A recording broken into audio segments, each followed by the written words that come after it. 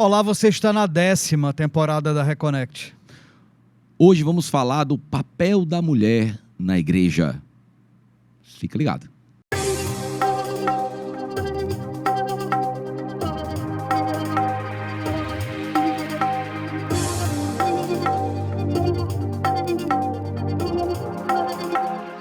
Olá, você está na Reconnect, 10ª temporada, quase 4 anos. E sempre comigo, impossível esse programa sem ele, meu historiador de plantão favorito nas 10 temporadas. Olá, Bernardo. Olá, galera reconectada. Sejam bem-vindos a mais uma busca pela nossa reconexão espiritual, diversos temas, tratando sobre temas interessantes. O primeiro programa da 10ª temporada, show. Foi Se você top. perdeu, tá lá no YouTube. Foi com Jová Mendes, historiador, pesquisador. Nós falamos sobre a igreja primitiva. Você sabe como é que foi a formação da igreja católica primitiva? Então, vai lá no nosso YouTube, que tem na íntegra, sem corte, sem nada. Você vai assistir como se estivesse assistindo agora, ao vivo, tá? Então, para continuar um papo, e papo muito bacana, que inclusive na entrevista com o Jová Mendes, nós falamos um pouco sobre o papel da mulher na igreja primitiva, né? Que na igreja primitiva, a mulher tinha um papel, inclusive, mais protagonista do que o homem. Né? Na preservação da fé deixada por Cristo, a mulher teve um papel mais protagonista, inclusive, do que o masculino. Como é que está esse papel hoje? Como é que está esse papel hoje? Como é que foi construído aí o que hoje se compreende como papel da mulher na igreja? Ou como o espaço que a mulher ocupa na igreja? É isso aí. Então, para falar sobre esse assunto fantástico, ela que é pastora aqui da igreja da Sou Livre, pastora Sara Cavalcante, é um grande prazer recebê-la. Inclusive, nós recebemos aqui o Felipe Scarcella da Sou Livre também. Felipe é um querido. 3 vezes, né? É um prazer recebê-la aqui. Seja muito bem-vinda. Prazer todo meu, viu? E parabéns a vocês pelo programa, né? Um programa laico. Leve. Plural, como sempre falamos. Isso. Plural, que coisa boa. Pastor, eu queria começar falando os papo com a senhora, falando assim, o seguinte: como foi a sua jornada pocket, né? Claro, porque se for contar toda a sua busca espiritual, não vai caber, tinha que fazer 5 temporadas para a senhora, com certeza, né? Mas de uma forma pocket, até a Sarinha, até virar pastora Sara Cavalcante. Tá. Então eu posso dar uma pincelada aí, por favor. Dar uma porque pincelada. pode ser inspiradora para muitas mulheres que estão aí, né? Sim. A minha família, que se inicia sempre assim, né? A minha família é uma família protestante, presbiteriana, e eu fui batizada na igreja presbiteriana. Minha avó era da presbiteriana, meus pais se conheceram na igreja presbiteriana, se casaram na presbiteriana. Então, a gente, somos 6 lá em casa, né? Comigo, 6 mulheres, todas. Por isso que lá em casa a gente diz que é a casa das 7 mulheres, né? Porque o meu pai se foi e ficaram as 7. Né? Olha aí. Então, assim, criada dentro disso como um temor de Deus, né? Só que a Sarinha, né? A Sarinha, cedo ficou muito rebelde, né? Ficou muito rebelde no sentido de descobrir a sua sexualidade, né? Descobrindo a sua sexualidade, e aí não viu espaço para ser quem era, né? Sim. E então, eu digo que o mundo tragou, como diz né? O mundo tragou, né? Tanto assim que a minha vida não dá um livro, né? Dá uma enciclopédia, né? Quando diz volume 1, volume 2, volume 3, né? Então, assim, eu comecei logo muito cedo a fumar, a beber, né? Porque a família não aceita. Eu também comecei a continuar até hoje, tô brincando. A família não aceita. Então, com 12, 13 anos, eu já... A família toda evangélica. Toda evangélica. Então, transgrediu mesmo os padrões da família. Ovelha negra, totalmente, né? Então, eu cheguei para os meus pais, né? E eu acho que eu tinha 12, 13 anos, quando eu contei. Porque eu não sabia o que era que estava acontecendo, assim, direito, né? E as pessoas de confiança de uma menina dessa idade são os pais. Ou é para ser, né? Ou é para ser. Então, pela criação que eu tive, eu convidei eles dois para conversar. Eu convidei, né? E eu contei. E aí eu pensei que ia ser né, a minha libertação, na verdade, foi a minha prisão, né? Que eles foram criados daquela forma. Então, hoje a gente tem esse entendimento, mas na época não tem. Sim. Né? Sim. Então, o mundo me tragou... Mas na época, como adolescente, você queria aceitação, você queria acolhimento. Isso. E aí, eu fui para o mundão. Cedo, tentei, não consegui e fui para o mundão. Né? Daí, essa história a gente pula do mundão. Deixe né? para lá. Deixe para lá, né? Só que esse para lá foi muito profundo. Sim. Né? Que eu só realmente parei com 38 anos. Então, foi um longo para lá. Foi um longo para lá. Gostou do mundão, né? Foi, né? Porque me envolvi com muitas pessoas, aquele movimento, né? Se bem que os meus relacionamentos sempre são assim, bem duradouros. Fiquei 8 anos com uma pessoa, mais 8 com outra pessoa. A última pessoa que eu tive agora foram 15 anos. Então, assim, mas no mundão, né? Esses 15 anos agora não. Então, vamos partir, deixar esses 38, né? Assim, meio para lá, aquele pulozinho que a gente deu agora, né? Pulusão, né? Mas só para entender esse 38, só uma pergunta, pastora. A senhora sentia falta da igreja? Eu chorava. Eu em mesa de bar, eu bebia e chorava. Eu não conseguia, por exemplo, cantar um corinho da igreja que eu tinha aprendido quando era criança. Então, a minha criação presbiteriana, ali, cristã, ela foi muito forte. Por isso que a Bíblia diz que a gente precisa, de fato, educar os nossos filhos, né? O que a gente entende como certo, como correto, sim, né? Para que um dia eles decidam. Mas primeiro a gente tem a nossa obrigação de espiritualizar os nossos filhos. Né? Primeiro, eu até hoje, por exemplo, como é que eu manuseio a Bíblia com certa facilidade? Por quê? Porque eu aprendi quando eu era chamar cordeirinho na igreja, né? Através de uma musicazinha que aprendi todos os livros da Bíblia todinha. Né? E ali para manusear, eu sei que esse é depois desse, esse é antes desse. Então é mais fácil. Mas, pastor, assim, desculpe interromper. Pois não. Nesses 38 anos, né, de mundão, né? Vamos botar 25. 25. Porque, sim. De 25. Ficou essa ruptura de crenças, essa ruptura, essa transgressão cultural que a senhora fez na sua família. Como foram esses 25 anos depois? Eles, depois, com o tempo, não, é nossa filha, a gente vai ter que aceitar, ou não? Arranhou a relação com os pais e não teve mais jeito? Assim, eu passei muito tempo morando fora. Morando fora como? Em outros lugares, com outras pessoas, entende? Longe da família. Longe da família. O tempo que eu fiquei em casa foi sempre muito, muito ruim. Que aquela coisa de sai no carro, não sabe quando é que volta, nem se volta, nem como volta, né? Então, é esse tipo de transgressão dele. E a senhora sentindo falta surgente da igreja, sentindo falta também da família, obviamente. Sentindo falta. Eu começava a cantar as músicas que eu aprendia quando eu era criança, na igreja, e ali eu já chorava. Eu não conseguia terminar uma música, entende? Eu não conseguia terminar, cantar uma música, porque aqui dentro, a saudade, isso é algo espiritual mesmo, sabe? O seu espírito tem saudade, né, da comunhão com Deus. Aí como foi esse seu retorno a uma fé estruturada? Porque a fé a senhora nunca perdeu. A uma fé estruturada no papel de igreja, vamos chamar assim. Como foi esse seu retorno? Como foi a senhora, agora eu vou buscar a minha fé do meu jeito, que me aceite como eu sou. Pronto, então agora sim, agora é o reconnect. Agora é o reconnect. Né? Agora foi essa reconnect. Como foi, né?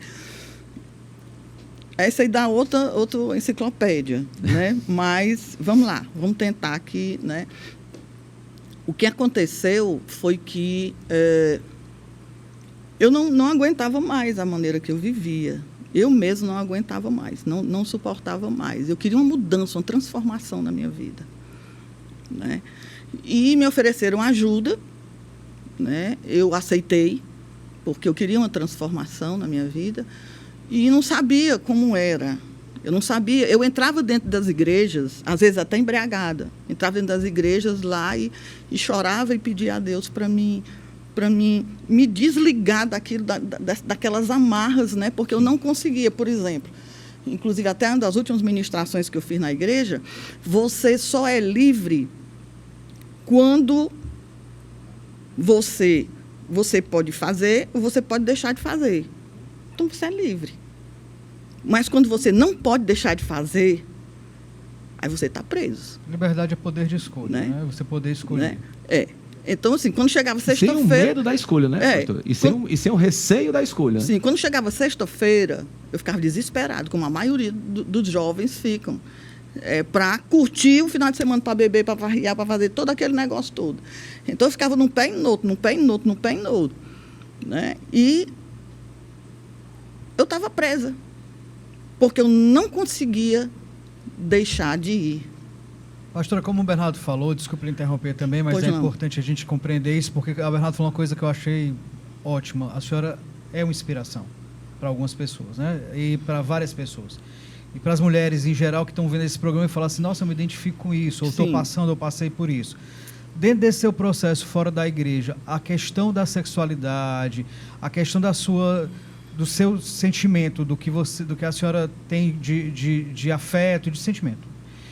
Isso pesou também como algo negativo no sentido de que você teve um momento que você pensou isso não é de Deus, como muita gente pensa, né? Isso está me afastando, eu preciso deixar isso também, ou isso nunca foi uma questão para a senhora?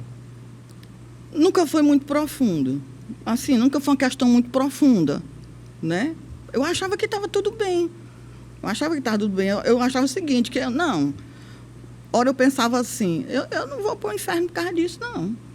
Entende? Né? Mas, como de fato não vai. Mas como de fato não vou. Mas, ao mesmo tempo, a opressão é muito grande. Sim. Né? A opressão é muito grande. Vamos lá. Então, eu parei, né, essas farras e tudo mais, né? Parei. Então, vamos agora para o Reconnect. Né? Então, que isso é uma experiência pessoal. Sim. Né? É algo assim, pessoal, profundo, e que eu não esqueço. A minha vida dependeu desse momento. Né? Eu já assisti o programa de vocês algumas vezes, tem coisas bem profundas, né? Que aqui, bom, né? ficamos muito felizes. Boa. Né? E eu posso falar aqui da experiência como testemunho, sabe? Na verdade, eu não frequentava mais igreja nenhuma. Não ia mais para a igreja nenhuma. Mas eu tinha esse desejo de transformação. Então, eu tenho uma irmã de sangue minha, que é uma mulher de Deus, né? Raquel, o nome dela. Abraço para Raquel. Um abraço para Raquel, né? Um abraço para Raquel. Abraço para Raquel. Inclusive, agora, nesse momento, eu estou morando com ela. Um abraço, né? Triplicado para Raquel. Triplicado para Raquel. Então, assim, eu fui... Eu estava em casa, eu fumava ainda, né? Já tinha parado as farras, mas o cigarro, né, era uma coisa assim muito forte. Para mim foi mais fácil deixar de sair, de beber, de farrear do que de fumar. Não, mas cigarro é um vício complicado, é uma muleta, né? Então, assim, essa minha irmã ia passando na calçada.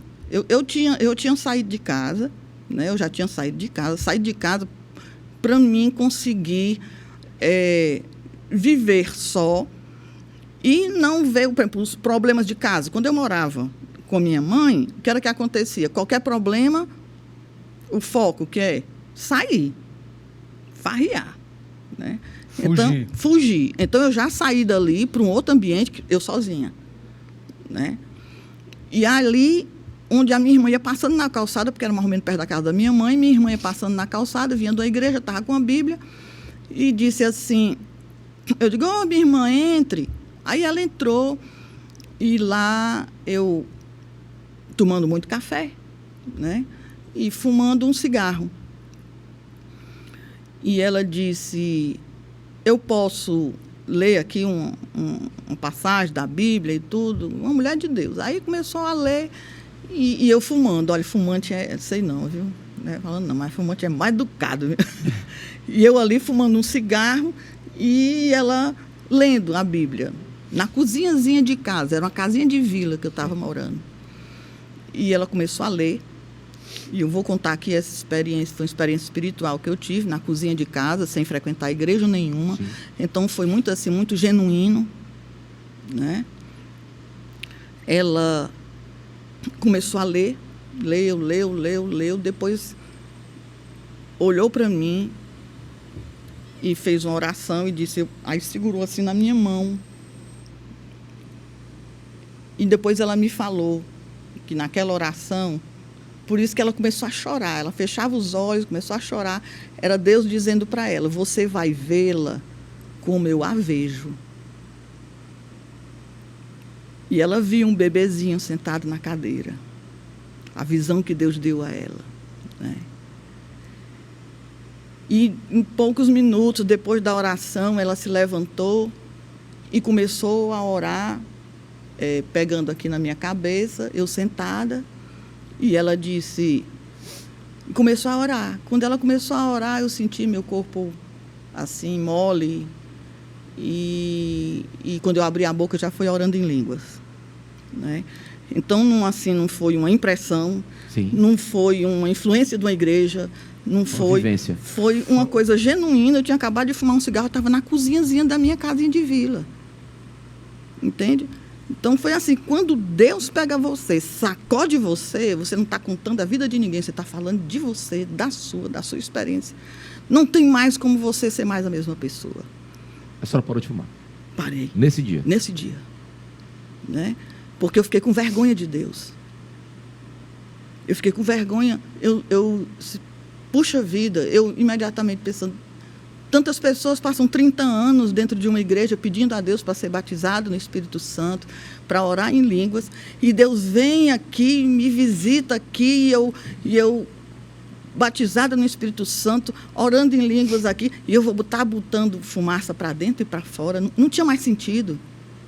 Né? Também acho que tem muito do que representava os vícios para a senhora, tanto beber quanto sair, quanto fumar, representava esse momento que a senhora se afastou da família, se afastou de Deus, então aquilo tinha um peso maior do que o simples ato, né?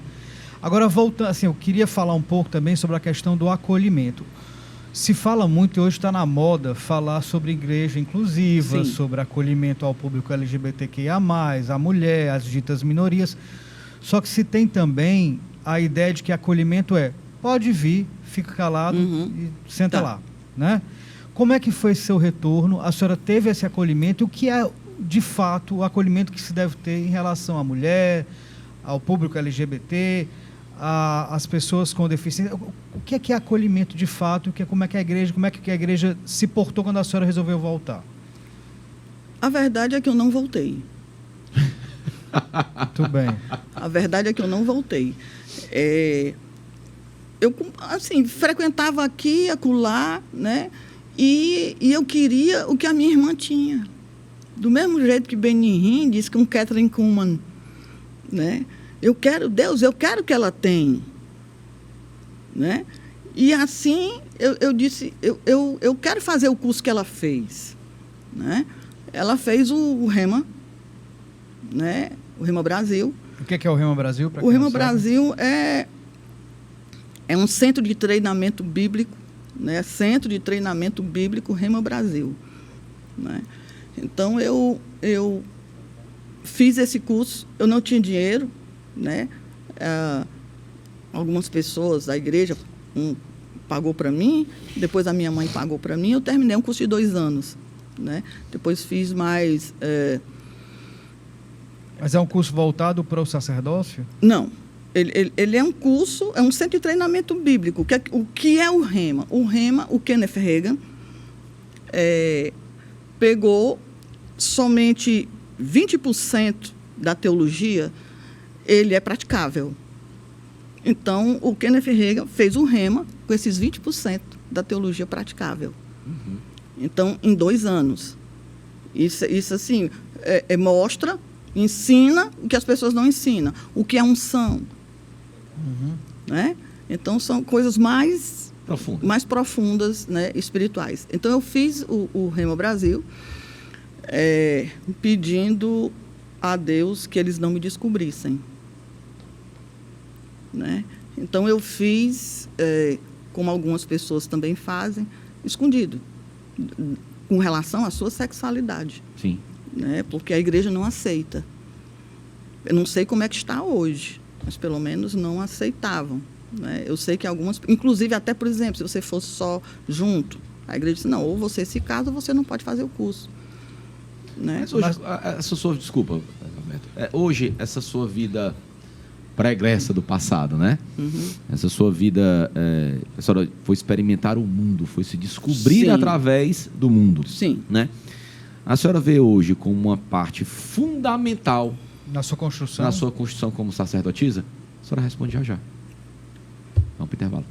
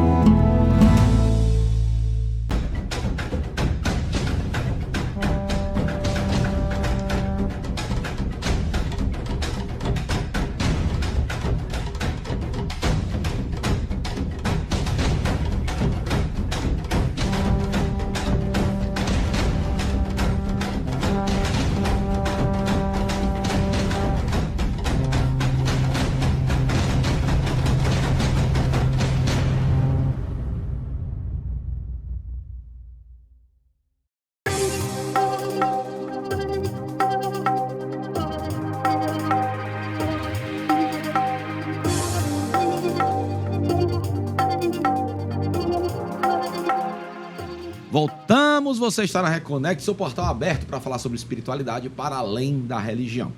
Não vou com muitas delongas aqui, sem muitas delongas, porque o papo é bom e eu quero aproveitar que ao máximo a pastora Sara Cavalcante, né? Ela é que é a pastora da Sou Livre, Igreja Sou Livre, que é uma igreja inclusiva, tá? Nós já entrevistamos aqui o Felipe Scarcella também, da Igreja Sou Livre. A gente está falando aqui sobre o papel da mulher, né? A importância do papel da mulher na igreja. Antes de ir para o intervalo, a pastora fala um pouco de sua história até chegar a de fato, ser sacerdotisa, ser pastora, né?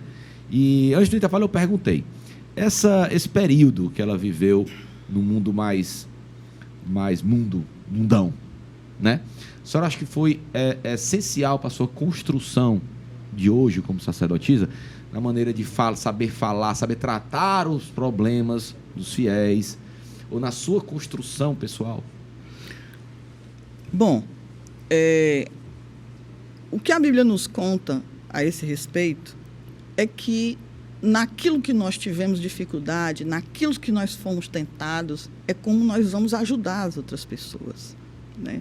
A gente vai com mais propriedade ajudar. Por exemplo, eu vejo que mulheres que sofreram muito com a separação, né, dos seus esposos ou esposas, né, elas são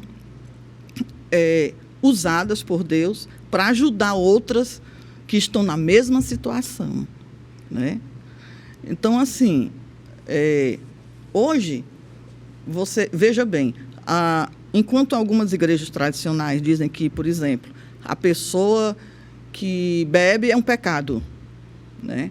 Então, a pessoa que entra numa igreja achando que aquilo dali é só um pecado e não uma doença, às vezes ela tem a recaída, diz, não, eu vou pecar só um pouquinho ali, né? Que Deus perdoa. Que Deus me perdoa. Aí o que é que acontece? Ela não reconhece enquanto doença e recai, e quando ela recai mesmo. A história do evite o primeiro gole, né? Enquanto a igreja reconhece somente como um pecado. Eu estou perguntando para a senhora porque é o seguinte, eu estava vendo numa programação de uma rádio, né, uma entrevista com o padre Dalcides Biscalquim, que era um ex-padre, na verdade, que ele casou, largou o celibato para casar com a apresentadora da Rede Globo, Mariana Godoy. Sim. Né? E até pesquei aqui o nome dele, porque... Complicado. Então, o padre, ele falou o seguinte, foi uma coisa muito interessante, eu vou fazer essa pergunta para a pastora. Que ele falou o seguinte, que ele atendia as suas confissões, muitas mulheres estavam com problemas conjugais. Sim. E homens. Uhum. E ele dava muitos conselhos conjugais. Quando ele largou o celibato e foi casar, e casou, ele tentou seguir os próprios conselhos, ele disse que nenhum funcionou. Então, é isso. Aí eu fico imaginando, uma pessoa que nunca teve experiência pode aconselhar? Pois é, às vezes na igreja eu digo, olha, eu sou passada na casca do alho, né? Ninguém vem querer me manipular ou me ludibriar, porque não vai dar, porque eu já passei por lá. De lá eu já venho, né? Então é daqui para frente. Agora, ser mulher, né, que é a questão hoje aqui do programa, ser mulher e mulher e a igreja, né, não é tarefa fácil. Para mim, ser mulher, desde quando eu nasci, para mim nunca foi tarefa fácil, né? As tarefas da mulher, como veem a mulher, inclusive no trabalho, né? Simples assim, eu queria trabalhar com carro de som, peguei um carro de som e equipei o carro de som, e alguns contratavam o homem por ser homem. O sistema de som horrível, carro horrível, e o meu era tudo melhor, mas eu era mulher, talvez não tivesse muita credibilidade. Então, eu estou falando de uma das coisas que eu senti. Assim, São coisas práticas. Nós notamos muito, pastora, isso, por exemplo. Nós estávamos falando inclusive, nós tocamos esse assunto com o João Mendes, falando da importância da mulher na fundação da Igreja Católica, parará, que hoje as nossas freiras, que têm um papel importantíssimo na sociedade, mas são vistas no papel secundário. Né? Isso. A senhora nota isso, ou notou no seu retorno à igreja, vamos dizer assim, como pastora, a senhora nota ou notou esse olhar meio de lado para uma pastora? Ou seja, hoje o homem pastor, ele é visto como superior na... É verdade. Isso é verdade. As igrejas em geral têm sua construção machista, viu? Né? Inclusive na inclusiva. Inclusive na inclusiva, viu? Para mim, chegar aí, né, que na realidade me convidaram para mim ir em uma reunião, que eram pessoas LGBTs, né, cristãs, e que eram evangélicos. Aí eu tinha terminado o rema, né? Não, eu ainda estava fazendo o rema, eu acho. Aí eu digo, e agora? vou nada, isso não é de Deus, não. Porque eu estava fazendo um rema, né? Então, minha cabeça, né, estava toda...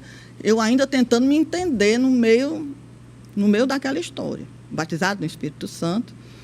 E quando me convidaram, eu fui. Era um dia de sábado. Aí disseram, tá. Aí eu digo, não, isso não é de Deus, não. Fui à reunião. Não volto mais aqui, não. Aí no outro sábado eu estava lá de novo. Entendeu? Aí eles, não venho mais aqui, não. No outro sábado eu estava lá de novo. Então foi um ano sem perder nenhum sábado. Né?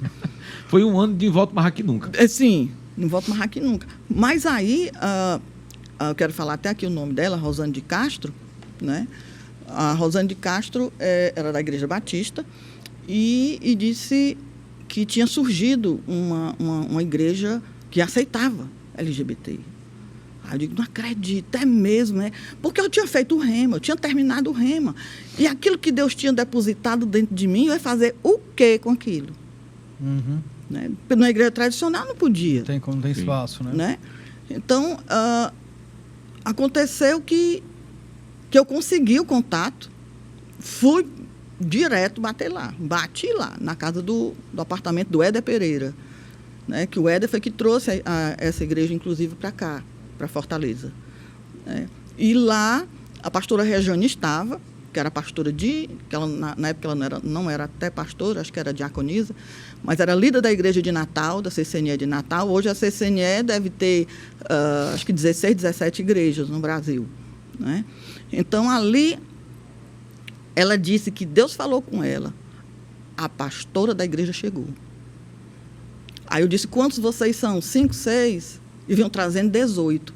Porque aquele grupozinho que a Rosane fazia, já tinham 18 pessoas. Já tinha uma congregação formada. Já tinha congregação formada. Pastora, deixa eu lhe perguntar uma coisa para a gente começar a falar sobre a questão da inclusão. Inclusão, inclusive, não só da mulher, mas de todas as minorias, como a gente está falando, inclusão do ser humano como ele é. A gente tem a ideia, existe no imaginário popular a ideia do pastor, do sacerdote como um fator de poder e de verdade absoluta. Se fala muito na questão da inclusão, mas uma inclusão mais como a gente falou, assim, senta lá e fica quieto que está tudo certo. Não seja você. Né? Quando a senhora teve essa volta, a senhora estava falando que teve esse momento que ficou um pouco meio que não querendo ser você mesma, porque não era de Deus, enfim, renegando algumas coisas que fazem parte do que você é, mas teve essa volta, encontrou a igreja inclusiva, mas como é que funciona essa inclusão? Por exemplo, a gente vê pastores falando assim, eu acolho a mulher, mas ao mesmo tempo na pregação falam do casamento como uma instituição absoluta que por mais que seja abusivo, que a mulher apanhe do marido, Deus quer que você mantenha, que você salve aquele homem. Esse tipo de abordagem, esse tipo de discurso, não é um discurso complicado, eu aceito o homossexual, mas não aceito o homossexualismo. Exatamente. Nossa homossexualidade não depinta, né? Assim, se encaixa ali. Isso existe ainda hoje. A igreja, inclusive, ela tem desconstruído isso. Como é que isso está funcionando na prática? A igreja inclusiva, de fato, hoje, a maioria das igrejas inclusivas, elas têm um modelo muito parecido com as igrejas tradicionais, né? Basicamente a pregação é a mesma, né? E agora a diferença vamos lá, encontro de casais, aí tem os casais da igreja que faz encontro de casais. Sim. Né? Estou falando aqui de outras igrejas inclusivas, né? Porque a Sou Livre hoje ainda está em construção. Aqueles 2 anos de pandemia aí deu uma balançada aí no meio do caminho. Né? E ainda é assim. As igrejas tradicionais, a maioria delas também trabalham assim.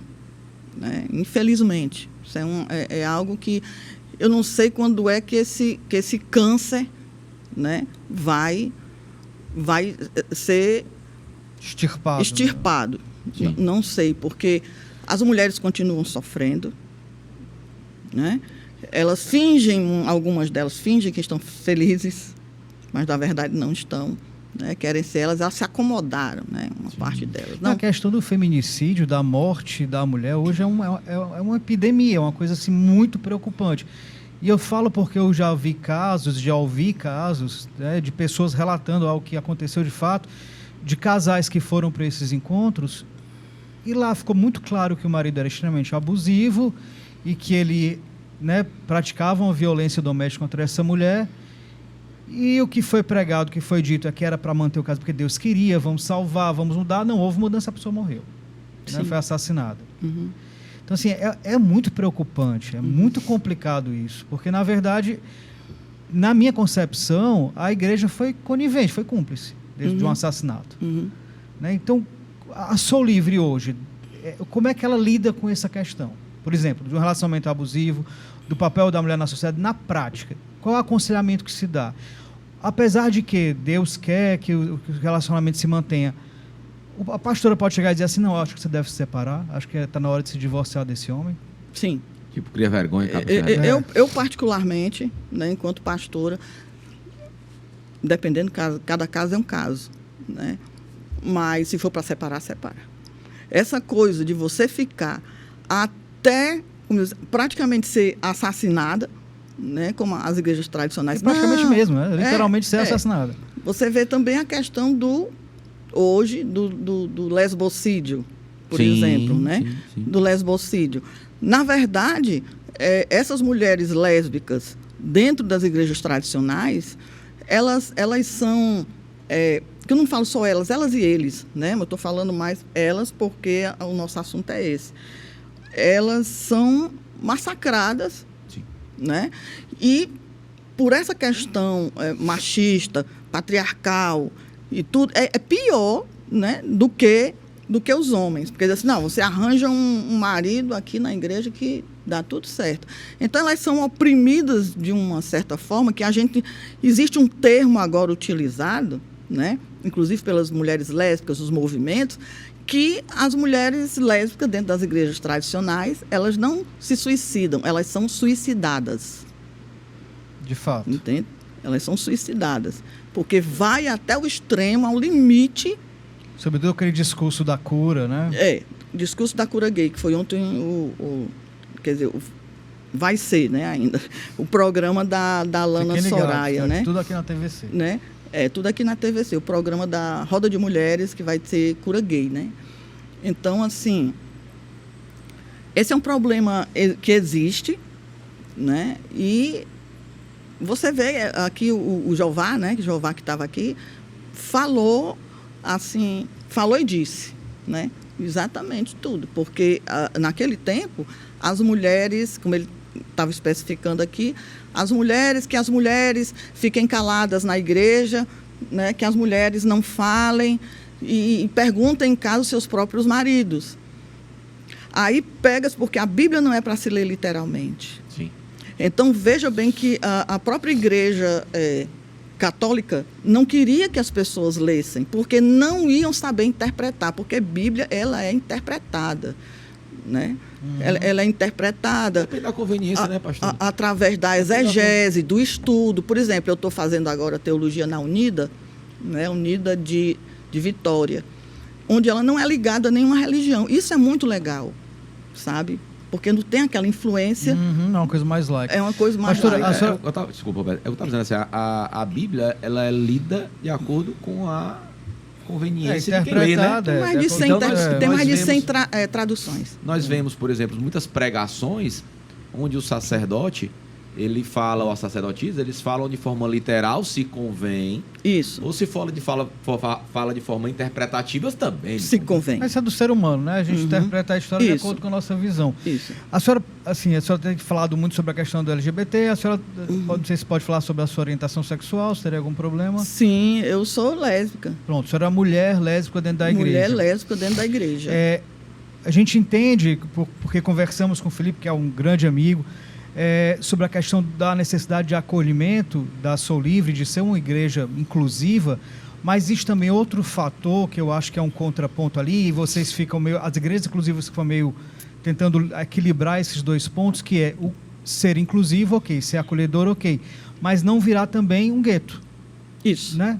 O que é que o homossexual, o que é a lésbica, o que é que a pessoa trans, não binária, o que é que ela quer? Ela quer ser incluída dentro de uma sociedade. Isso. E não ter um gueto na sociedade, acaba tendo um gueto na igreja também. Só tem gay, como se fala, né? Então, foram 10 anos numa igreja inclusiva, né, que foi a CCNA, que 99,9% são gays, né? Acaba virando um gueto. Isso. Onde a pessoa que não é gay não se sente à vontade lá, então cadê a inclusão? Isso.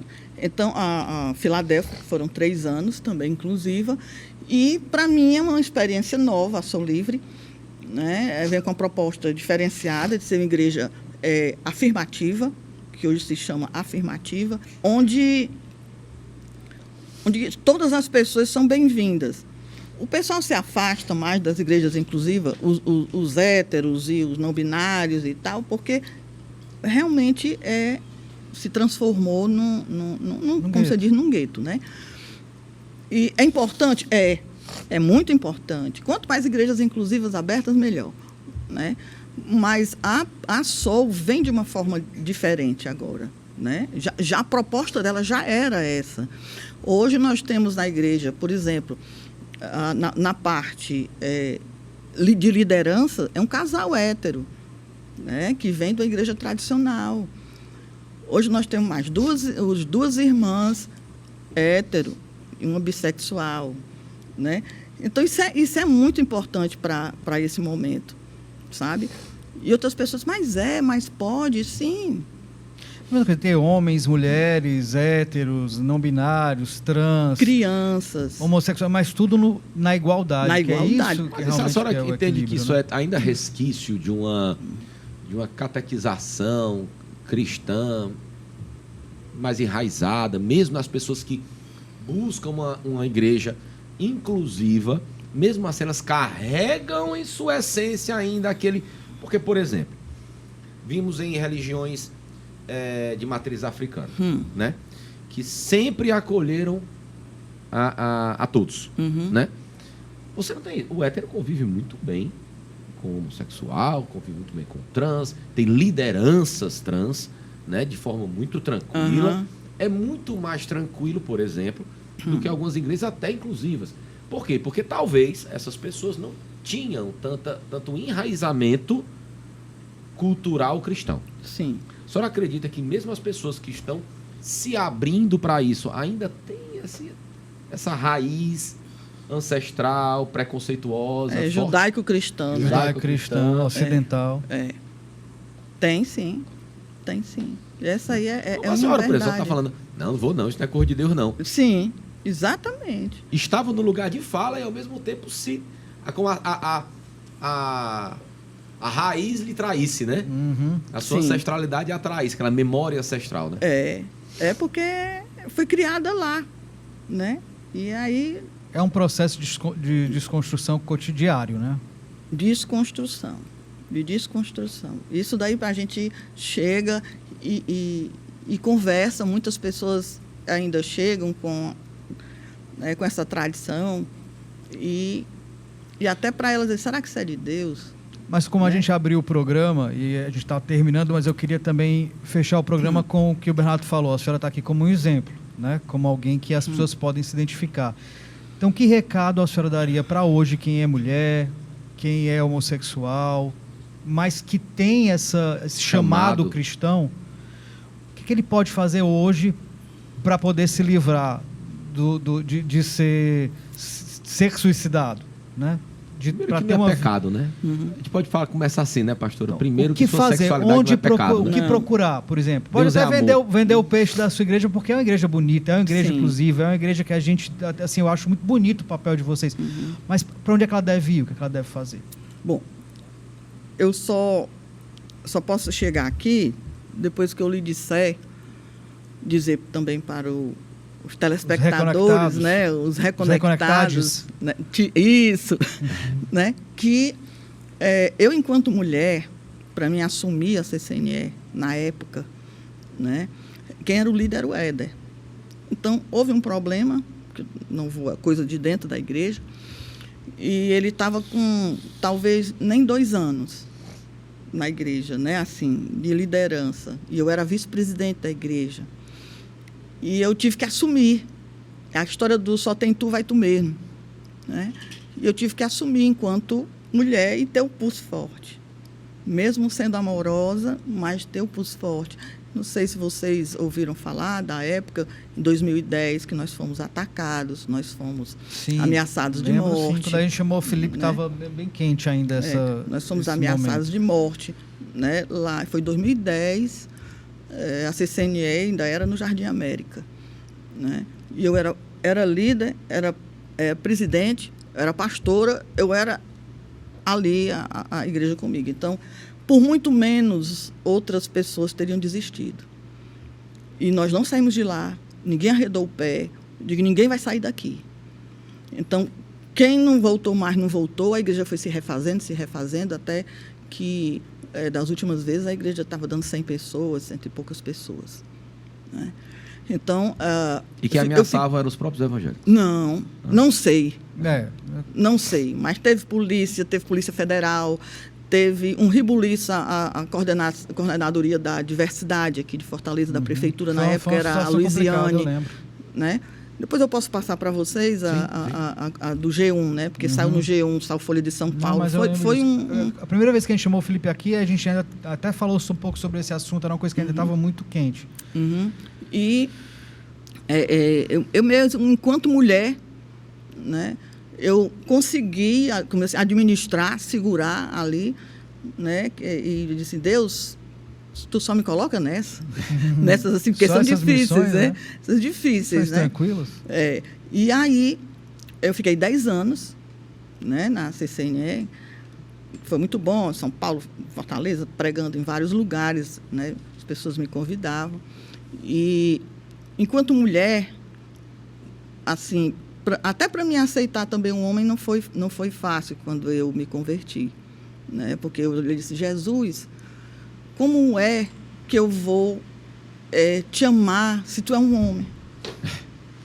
É uma pergunta pertinente. Eu, quanto homem, vou falar, é difícil, viu? Porque, raça, nós. Sim.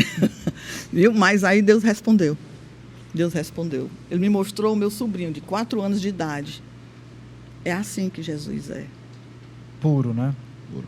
Então, aí já... Né? Então, sem assim, a contaminação da masculinidade tóxica cultural. O que a senhora diga? A gente está com o tempo meio estourado. Certo, tá. O que a senhora diria para essas mulheres?